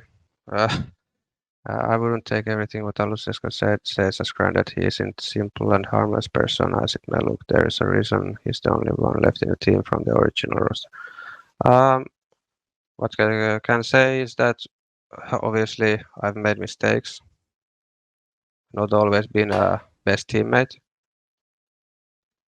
This is correct. But what else should I say? I don't know. I don't know. Like, I mean, you I don't did know. mention some of that in the talk, which was kind of long, so maybe people missed portions or whatever when you mentioned about the atmosphere in the team and you not really having high standards. That maybe didn't really help the team atmosphere at certain points. But This is correct. This is correct, and I obviously take blame for that. No problem there. Maybe like I would want to know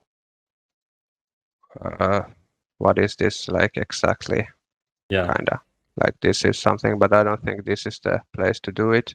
But that's all I can say, at least. yeah. I mean, obviously hard to really answer something that is very. It's not really specific, but it was just weird. It doesn't happen every day. That's what I'm gonna say. That all active teammates and former teammates put out tweets like this. So kind of confusing. Even though I guess Sunny's tweet is in a kind of a different light, but obviously he thinks something has to be said. Also, someone that maybe we have on the show in the future. So maybe. far, everything in this life is truth, but not the whole truth, and people deserve it now or never. Well, obviously, like what I can say is that I speak about my own perspective. Yeah, I mean, let's move on. We have some other viewer questions. We will also have like some fun times in this playtime. Not gonna be just doom and gloom, obviously. Let's continue. As I said, kind of blindsided you on with this, but at the same time, It's fine. It's fine. we were all blindsided. Obviously, blame Sergej for everything. Who's chilling in the army and having fun, which is the most important part for ENCE, right? Is having fun. So here's a question, a very topical. Koki asks, why do ENCE players hate interviews? This is for me, I guess. Yeah, that is for you. I don't know. Like, I don't think everyone hates them. I personally dislike them. That's true. For others, like at least Sunny has enjoyed them in the past or wanted to do them at least. I don't know if it's yeah, I don't know if it's if he still hates them or not, but all in all, I guess everyone is more maybe just wanting to play, not to be in front of the camera, answer questions. Yeah, I mean, people are blaming me in chat that obviously you're not doing a single interview after this, but what can you do? It's not your fault. It's not your fault. Yeah, I mean, overall, the idea here was we had a list of questions from viewers that me and Striker are gonna pick one each, and then whatever you like more, we're gonna give away extra 5 mouse to the winner that has the better question. So, Striker, Okay. what do you have in store? Literally wanted to do that one because it was pretty good, pretty topical. By the way, why this came together because you came to us, right? Yeah, that's true. Why can I just ask why? It seems like out of character. Even when I was talking to I'm a pet, he said like Allu would never do something like this. It's true. It's true. But I just thought that maybe I'd try to get a bit out of my comfort zone, so to speak. Okay. Like, and like I know Professor for a long time, also know you, so I thought about maybe it's good to try something. Cool. I mean, it's been going well, I think. Thank you. Except certain parts, but yeah, I mean, overall, you did definitely break the illusion that you only answer with yes and no. So that is fun. So this is a kind of a fun question, which I picked. Yeeb asks, if you could build a team consisting of players from your previous teams, NIP, FaZe, Optic, ENCE, etc., which players would you pick? You can only have max 2 players from each team. Let's see. I have to write here. NIP was yeah, Forest, get I right, exist. I know who is there. I just write the teams here. So it was Okay. NIP, FaZe, Optic. ENCE. Did you have any other? You didn't have any other ENCE. teams in the meanwhile. Not in I guess not at the No. beginning. Yeah, but it was before NIP. Yeah, I mean you can include So- that any of your like CS:GO Well, let's former just team. I guess. keep it simple. Just keep it simple. So NIP, FaZe, Optic, ENCE. Do I have to like try to make the most working team? Like what I think is like in a rolling wise or so, or Take it as you want, Define. I'd say. You can pick however you want to, like what your approach to it is. okay, then I would say from NIP I would pick Forest at least. From FaZe I would pick NiKo and Rain. Then from Optic I would pick Magisk. Now we have. You have 4. Who do we have? Yeah, we have 4. So then, does it include me or no? It's up to you, I guess. Up to you, I guess. Yeah. Well, You deserve to be on this team, essentially. Well, then, yeah, 6-man roster is a thing. But yeah, then this is like something I would. Yeah, well, I would put myself there then in this team. Pretty aggressive team. Are you gonna in-game lead, or is it gonna be NiKo? NiKo can do it, no problem. There we go. He's not gonna be happy about that. Completely off topic, but do you think NiKo did a good job in FaZe as the in-game leader? As like I didn't have a chance for it, but like NiKo he understands the game pretty well. Like he has a really good game sense and understanding of the game as well. But obviously it's a bit waste maybe in a way that even though he can do it, he still is so skilled. Like if he can just focus on himself. So in that sense it's a waste. But like when did they remove Carrigan? End of Late last year. Actually, wasn't it? Late 2018. I mean, yeah. Late 2018, and after that, and he went to Mouse Sports like 2 months later. Yeah, then he went to Mouse. That's fine. But what can I say? There was that period when like NiKo took over. Like he did, like I guess he did a decent job. I wouldn't say he did a bad job or a great job, but okay-ish, decent. There is actually a question from Frankie in the chat, joining the interviewer job from the chat. Says, did you tell NiKo not to pick up Aleksi B? Allu. No. What? NiKo. Because well, that's I can say. I think that's running around these days. I've heard about it, but what happened? At least, like, this is what I remember, and this is something like after.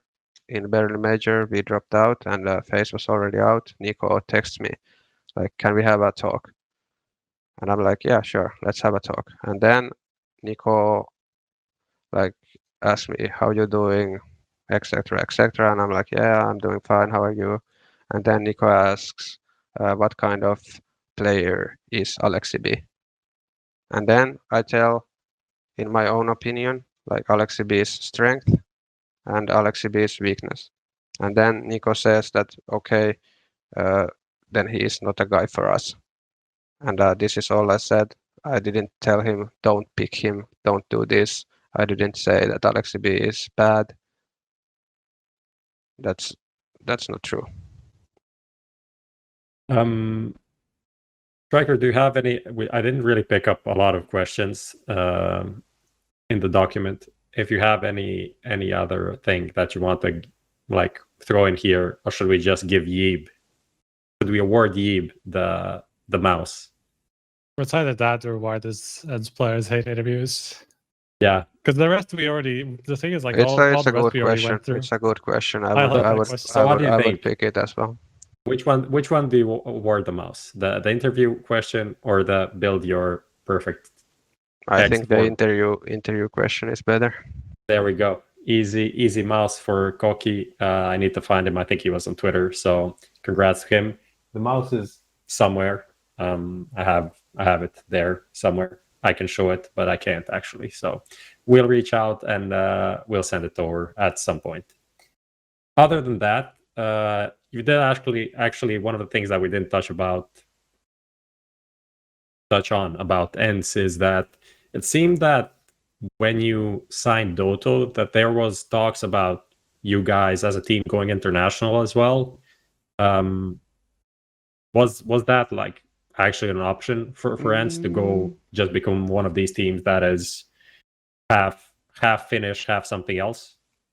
I think it was on the table, like as we like back then when we discussed about like who do we want, what can we even do, like, and the options we had looked kind of grim in a way. So obviously we then maybe flirted with the idea that maybe we should go international, and what would that look like, and but I don't think it was ever any realistic thing or anything. Why not?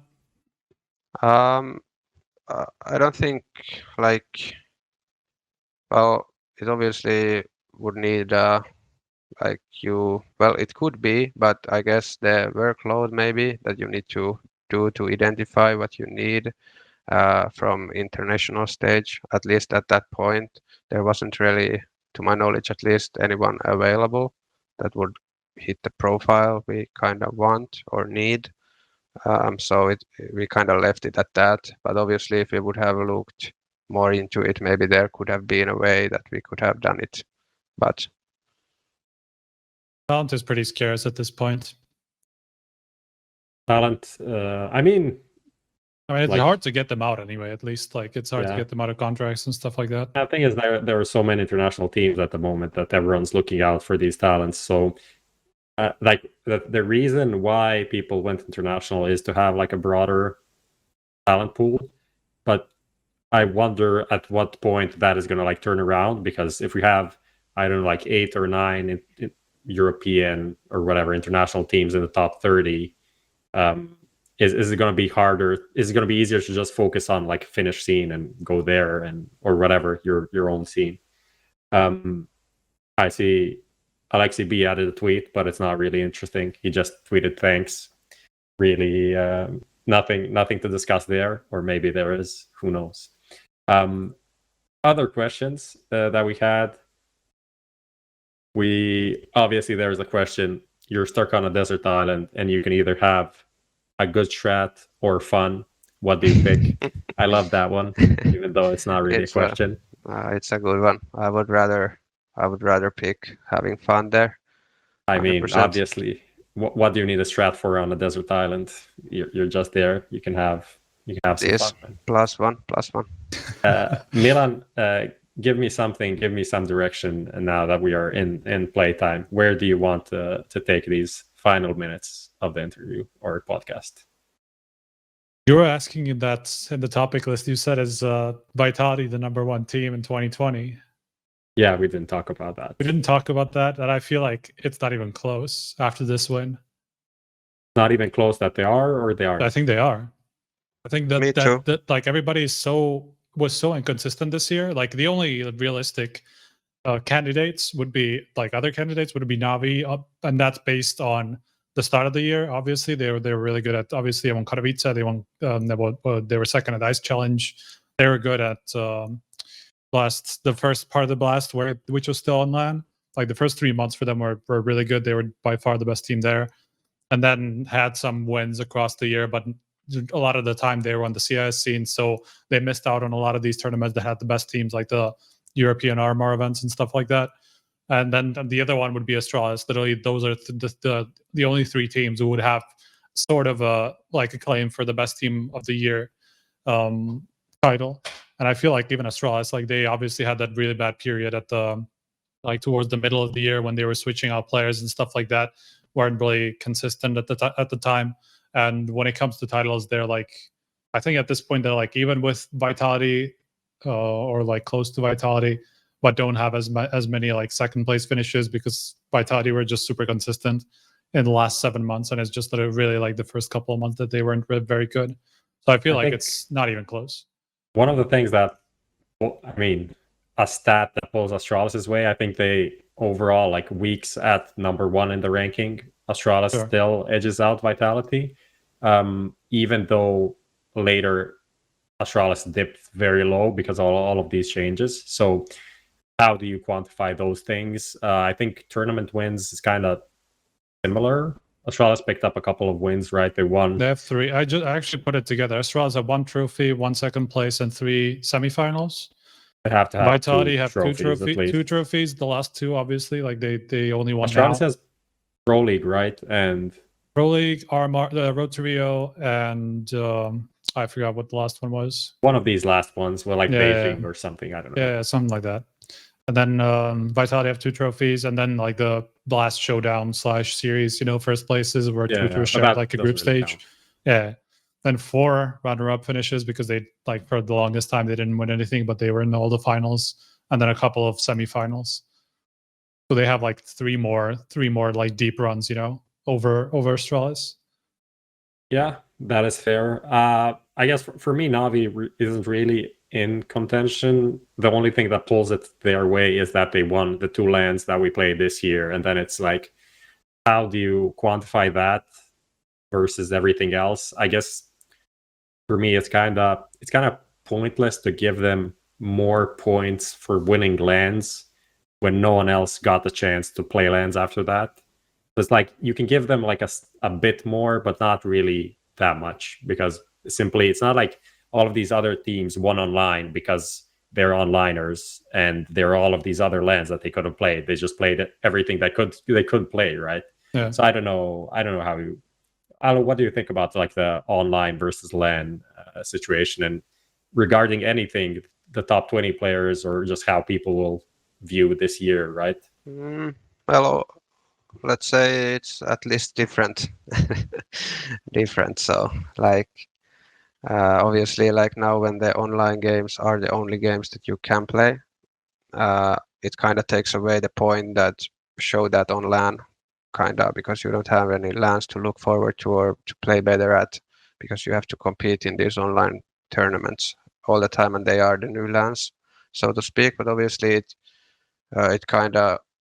it helps different teams, I would say. I'm not saying that teams that play well online couldn't replicate it on LAN, at least. Like if we think that the whole year has played on LAN, but it 100% benefits different teams, different ways. But yeah, that's about it. Like I think it's obviously like valid to say that it's not LAN. Like also there has been this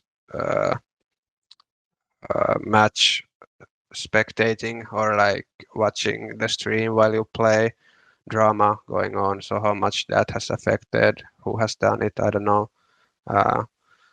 Also takes away maybe a little bit of the credit, like what happened online at least, but it still shouldn't be. Like it's the circumstances that are, and the teams or players who have performed the best deserve it fully, I think. Yeah, I think all respect to all those who kind of stepped up, and especially like a team like Vitality, who has had a lot of successes already, but they kept up like improving, and they kept up a really good form, which is like pretty much unprecedented on the online scene. I feel like the only other team that managed to be like really stable online was like Astralis. Even before like we got into this situation, I feel like Astralis were like the only team who managed to stay like within contention for titles all the time even online. And Vitality now were like the mega stable for the past 7 months, basically like being in the semifinals at least of like all but one tournament. I think like Pro League was the only one where they bombed out in the last 7 months, and the rest of them was either a final or a semifinal. And so like that's something that I feel like deserves a lot of attention, because that seems like it's very hard to do, and these, especially today, where like you have teams like Heroic and Big, coming up, and a lot of these other top tier teams who all can win titles and like within the right situation. Yeah, I mean, a bit of recency bias also going Vitality's way. Like I know Sure. that it's there. I don't know how much because I just look at their ranking. Like for the first half of the year, they were like from 5th and they dropped to like 13th at one point, but they're mostly top 10, 5 to 10. That was where they were. And then after the break, from June, not even after the break, like summer, start of summer, they're like number 2, number 1, and then drop to like number 4, and then back to number 1. So they're like second half of the year was definitely the best, the best team. Like they, if I remember correctly, they had this period when they were reaching the finals, but they couldn't close them out. Like they were in many finals, like earlier this year, before, and I still at that point I kind of thought that they are the best team right now, even though they didn't win anything. But because everyone else who won were really unstable, like NAVI winning an event and dropping off. Who else? There was some other teams like who did exactly the same, but Vitality was always up there, like fighting. And now they've kind of like proved it, so to speak, as well. I think it's incredible that they're peaking now after they've like changed up the 6-man thing and like brought this like changing players for only certain maps and stuff like that. Literally like using 3 different rosters on 3 different maps. And even in this final that they just played, they literally played one map with like the original 5, then they played one map with Nivar instead of Misuda, which was Dust 2, and then they played with Nivar instead of Shots on Inferno, and they were all in contention, obviously, for winning those maps. So it's just like it's interesting the way that they've dealt with the 6-man thing and how they've kind of like pushed it one step further, and Astralis kind of like learned from them almost, tried to do it with Bubsky and on Nuke. So it's kind of like interesting how they are now the ones who are kind of paving the way for other teams, to start trying things out, because like the way that they fixed Inferno for themselves is kind of incredible. Like it hasn't even been close. Like nobody's even gotten close to beating them on Inferno. They won the last 3 maps, like losing 7-1 in 5 rounds or something like that to good teams, to good Inferno teams. Let's kind of close this off. Christmas is coming in, or whatever people celebrate or don't celebrate, doesn't matter. But it's not even a religious holiday anymore. It's a commercial holiday, and Coca-Cola made it up anyway.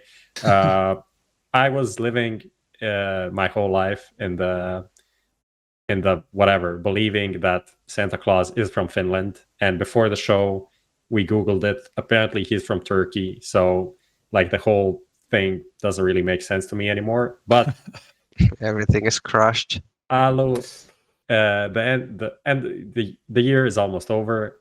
What are your wishes for Santa Claus for next year? What does he need to bring to you and to like lay down the land for a good next year, right? The Turkish Santa Claus, not the fake Finnish one you were praying for. The Turkish one? Yeah.